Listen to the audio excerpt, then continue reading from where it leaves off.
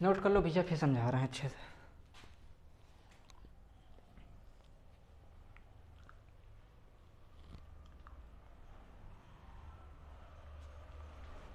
देखो भैया, federal system समझते हैं, ये इसके जनरल फीचर्स हैं। साइड में लिख लीजिए इधर, जनरल फीचर्स।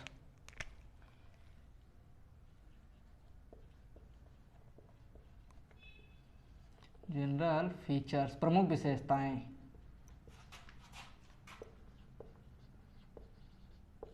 प्रमुख विशेषताएं, ठीक है। फेडरल सिस्टम समझ रहे हैं हम, ठीक है। फेडरल सिस्टम यानी संघात्मक व्यवस्था की जो है हम विशेषताएं समझ रहे हैं। कुछ प्रमुख विशेषताएं क्या होती हैं? सबसे पहले फेडरल सिस्टम की सबसे पहली विशेषता यह है कि फेडरल सिस्टम में रिटेन एंड सुप्रीम कॉन्स्टिट्यूशन, ठीक है, इसका प्रोविजन दिया गया। मतलब अगर किसी भी देश में अगर ये सिस्टम लागू है तो वहाँ क्या होगा, उसका लिखित संविधान होगा और संविधान सर्वोच्च होगा, सबसे ऊपर संविधान को रखा दर्जा दिया जाएगा, ठीक है। और उसी संविधान के अनुसार उस देश का शासन चलाया जाएगा, ठीक। संविधान के अनुसार ही जो है उस देश में जो शक्तियाँ होंगी वो निहित होंगी, ठीक है। उसी प्रकार मतलब अगर किसी भी देश में फेडरल सिस्टम का सबसे पहला यही प्रोविजन है कि रिटन एंड सुप्रीम कॉन्स्टिट्यूशन, लिखित एवं सर्वोच्च संविधान को मान्यता दी गई फेडरल सिस्टम के में, ठीक है। फेडरल सिस्टम में इसको मान्यता दी गई है, ठीक है। अगला, इंडिपेंडेंट जुडिशरी, स्वतंत्र न्यायपालिका। फेडरल सिस्टम में न्यायपालिका को स्वतंत्रता दी गई है, ठीक है। मतलब कि न्यायपालिका किसी के दबाव में आकर काम नहीं करेगी, सरकार के दबाव में आकर काम नहीं करेगी, ठीक। मतलब जुडिशरी को स्वतंत्रता दी गई है, ठीक है, कि वो लोगों के अधिकारों की रक्षा करे, ठीक। यहाँ इंडिपेंडेंस दी गई है, ठीक है। तो डुअल गवर्नेंस, दोहरी सरकार का प्रोविजन भी इसमें, मतलब अगर कोई भी देश है तो वहाँ राज्य के अंदर दूसरी सरकार होगी, राज्य के अंदर भी सरकार होगी और इससे और केंद्र के अंदर भी सरकार, मतलब राज्य और केंद्र के बीच दो सरकारें होंगी, ठीक। राज्य में किसी भी देश के अंदर दो सरकारें होंगी, राज्य में एक होगी तो केंद्र में दूसरी होगी, ठीक है। तो दो सरकारों का प्रोविजन है, मतलब डुअल गवर्नमेंट, ठीक। दोहरी सरकार का भी प्रावधान इसमें रखा गया है फेडरल सिस्टम में। अगला प्रोविजन डुअल सिटीजनशिप। भैया जब दो सरकारें हैं तो डुअल सिटीजनशिप का भी प्रोविजन रखा गया है, ठीक है। सेंटर की नागरिकता अलग होगी और स्टेट की नागरिकता अलग होगी। मतलब जो नागरिक जो सेंटर के नागरिक होंगे वो स्टेट के नहीं होंगे, जो स्टेट के नागरिक होंगे वो सेंटर के नागरिक नहीं होंगे, ठीक है। तो फेडरल सिस्टम के अकॉर्डिंग जो है भैया डुअल सिटीजनशिप का भी प्रावधान रखा गया प्रोविजन। अगला, डुअल कॉन्स्टिट्यूशन। देखो भाई, जब नागरिकता अलग है, सरकार भी दोहरी है, डुअल सिटीजनशिप है, तो कॉन्स्टिट्यूशन भी तो अलग अलग होगा। राज्य का संविधान अलग होगा और केंद्र का संविधान अलग होगा, राज्य का संविधान अलग होगा। मतलब dual governance, dual citizenship, dual government, ये जो प्रोविजन है फेडरल सिस्टम के अनुसार रखे गए हैं, ठीक है। डुअल कॉन्स्टिट्यूशन, ठीक है, मतलब सेंटर का अलग संविधान होगा और राज्य का अलग संविधान होगा, ठीक। राज्य अपने संविधान के अनुसार कार्य करेगा और सेंटर अपने संविधान के अनुसार काम करेगा। दोनों की सिटीजनशिप भी अलग होंगी, राज्य के सिटीजन अलग होंगी, केंद्र के सिटीजन अलग होंगे, केंद्र की सरकार भी अलग होगी, राज्य की सरकार भी अलग होगी, ठीक है।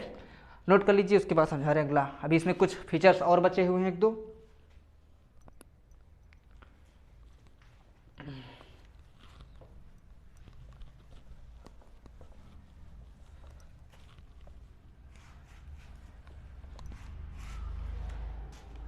अगला फीचर्स है इसका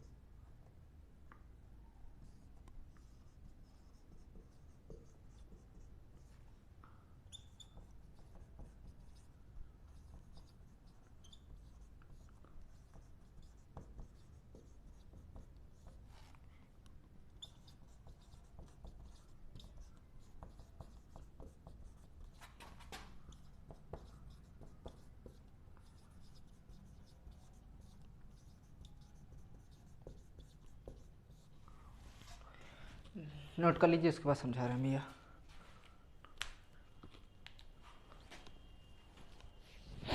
देखो अगला प्रोविज़न ये है फेडरल सिस्टम में भैया, हमने क्या बताया, 4-5 प्रोविज़न का डिस्कस किया। सबसे पहले हमने डिस्कस किया था क्या होगा, इंडिपेंडेंट जुडिशरी, मतलब इसमें जो है न्यायपालिका को स्वतंत्रता दी जाएगी, इसका प्रोविजन रखा गया। ठीक, डुअल गवर्नमेंट का प्रोविजन रखा गया, डुअल सिटीजनशिप का प्रोविजन रखा गया, डुअल कॉन्स्टिट्यूशन का प्रोविजन भी रखा गया, रिटर्न एंड सुप्रीम कॉन्स्टिट्यूशन का भी प्रोविजन इसमें रखा गया फेडरल सिस्टम में। ठीक है, अगला प्रोविजन यह है constitutional distribution of power between central and state, केंद्र व राज्य के बीच शक्तियों का संवैधानिक बंटवारा। ठीक है, हमने अभी बताया था भैया, अगर कोई भी देश है वहाँ अगर सरकारें दोनों की अलग अलग हैं, ठीक है, अगर उन सरकारों में पावर बांटनी है तो संवैधानिक रूप से, क्योंकि संविधान भी अलग हैं, दोनों के संविधान, स्टेट और राज्य के संविधान अलग हैं, तो दोनों के बीच क्या होगा, शक्तियों का भैया संवैधानिक बंटवारा होगा। संविधान के अनुसार राज्य को शक्ति दे दी जाएगी, अपनी पावर उसको दे दी जाएगी, और सेंटर को अलग पावर दे दी जाएगी। अब देखते हैं कौन कौन सी पावर दी जाती है भैया।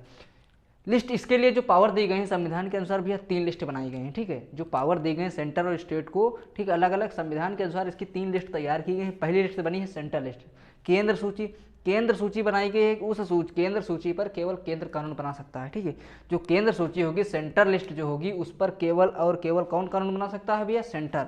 स्टेट लिस्ट बनाई गई, राज्य सूची, राज्य सूची पर केवल स्टेट यानी राज्य कानून बना सकता है। अगली तीसरी लिस्ट बनाई गई कनकरेंट लिस्ट, समवर्ती सूची। समवर्ती सूची तीसरी बनाई गई भैया, इसमें क्या प्रोविजन रखा गया कि समवर्ती सूची जो है कनकरेंट लिस्ट में स्टेट और सेंटर दोनों मिलकर के कानून बना सकते हैं, लेकिन जो भी कानून बनेगा उस पर सेंटर ज़्यादा पावरफुल होगा। ठीक है, कनकरेंट लिस्ट में दोनों मिलकर कानून तो बना सकते हैं, लेकिन जो कानून बनेगा ना उसमें जो सेंटर की पावर होगी ना, मतलब केंद्र की पावर ज़्यादा होगी। ठीक है मेरे भाई, अब हम अगला समझते हैं यूनिटरी सिस्टम। ठीक है, हमने फेडरल सिस्टम के प्रोविजन समझ लिए हैं, अब हम समझते हैं यूनिटरी सिस्टम।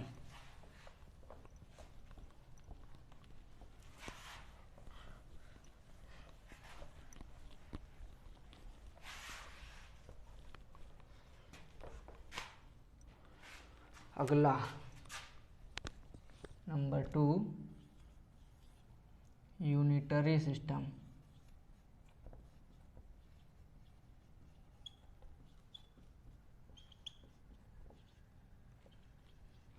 सिस्टम एकात्मक व्यवस्था। एकात्मक व्यवस्था की क्या क्या प्रोविजन है, शक्ति का संकेंद्रण किस प्रकार से होता है।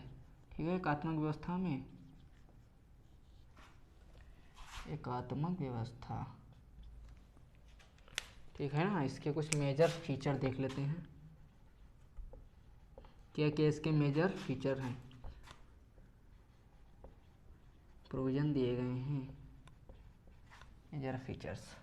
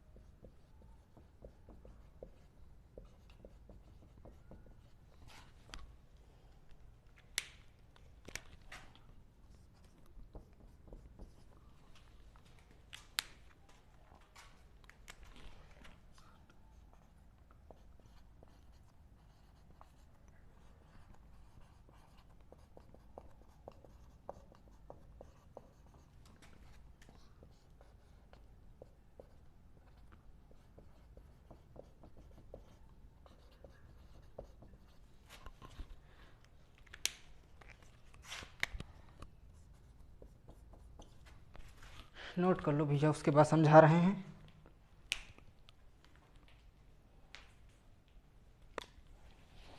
देखो भैया, हम यूनिटरी सिस्टम समझ रहे हैं, ठीक है, फेडरल सिस्टम समझ चुके हैं, यूनिटरी सिस्टम समझ रहे हैं। हमने यूनिटरी सिस्टम में क्या समझा था सबसे पहले कि इसमें जो समझ शक्तियाँ होती हैं भैया केंद्र में निहित होती हैं। उसमें क्या समझा था फेडरल सिस्टम में कि जो राज्य और केंद्र के बीच क्या होता है, शक्तियों का बंटवारा होता है। जब शक्तियों का बंटवारा होगा तो राज्य की अपनी पावर होगी, ठीक, तो स्टेट की ऑटोनॉमी बढ़ेगी। लेकिन यहाँ केंद्र में सारी शक्तियाँ निहित होती हैं तो राज्य की ऑटोनॉमी नहीं होती, बहुत ही कम होती है, ठीक है।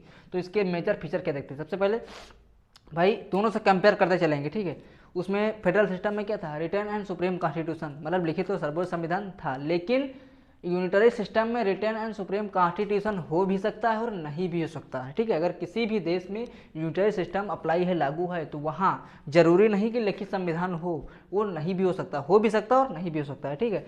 यूनिटरी सिस्टम में जुडिशरी को इंडिपेंडेंट मतलब स्वतंत्रता नहीं दी गई है, ठीक है। जुडिशरी जो है न्यायपालिका को स्वतंत्र नहीं दिया गया, स्वतंत्रता नहीं दी गई है, ठीक है। मतलब इस पर जो है गवर्नमेंट का दबाव रहता है, गवर्नमेंट का कंट्रोल रहता है, ठीक है। और फेडरल सिस्टम में क्या था, फेडरल सिस्टम में जुडिशरी को भैया इंडिपेंडेंट मतलब स्वतंत्रता दी गई थी, ठीक, उस पर सरकार का कोई भी प्रेशर नहीं था। यहाँ लेकिन है, यहाँ कोई स्वतंत्रता नहीं दी गई। डुअल गवर्नमेंट मतलब दोहरी सरकार सेंटर और स्टेट के बीच, जो स्टेट की सरकार होती है, सेंटर की दो सरकारें होती हैं, ठीक है। तो इसका भी प्रोविजन इसमें नहीं, मतलब डुअल गवर्नमेंट का भी प्रोविजन इसमें नहीं दिया गया, ठीक है। अगला डुअल सिटीजनशिप, मतलब स्टेट की नागरिकता अलग और राज्य की नागरिकता अलग, सॉरी राज्य की नागरिकता अलग और सेंटर की नागरिकता अलग, ठीक, मतलब इसका भी प्रोविजन इसमें नहीं दिया गया। मतलब जब डुअल सिटीजनशिप का प्रोविजन नहीं दिया गया तो इसका मतलब क्या, सिंगल सिटीजनशिप का प्रोविजन इसमें दिया गया, ठीक है। डुअल सिटीजनशिप को इसने मान्यता नहीं दी है, ठीक है, इसमें प्रोविजन डुअल सिटीजनशिप का नहीं है, तो इसका मतलब सिंगल सिटीजनशिप की प्रोविजन इसमें दिया गया, ठीक, मतलब इसने सिंगल सिटीजनशिप को माना है, ठीक है। डुअल कॉन्स्टिट्यूशन इसको भी नहीं माना, ठीक, मतलब इसका मानना है कि सेंटर और स्टेट में दोहरा संविधान नहीं होना चाहिए, ठीक, पूरे देश का एक संविधान, मतलब सिंगल कॉन्स्टिट्यूशन को प्रोविजन इसमें दिया गया। डुअल कॉन्स्टिट्यूशन नहीं, तो इसका मतलब सिंगल कॉन्स्टिट्यूशन का प्रोविजन इसमें दिया गया है, ठीक है। ओके भैया,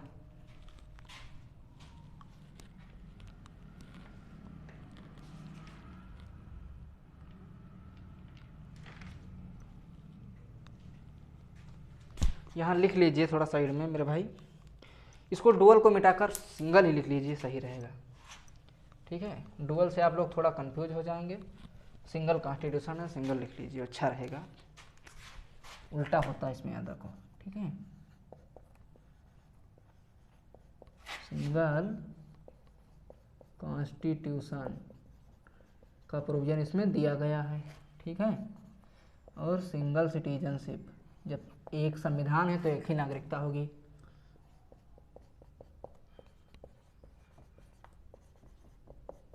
सिंगल सिटीजनशिप, ठीक है, लिख लीजिए मेरे भाई।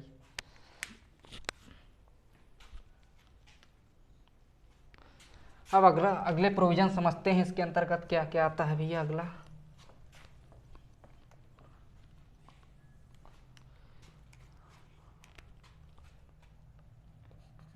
है सबसे प्रमुख है, मेजर फीचर्स यही है।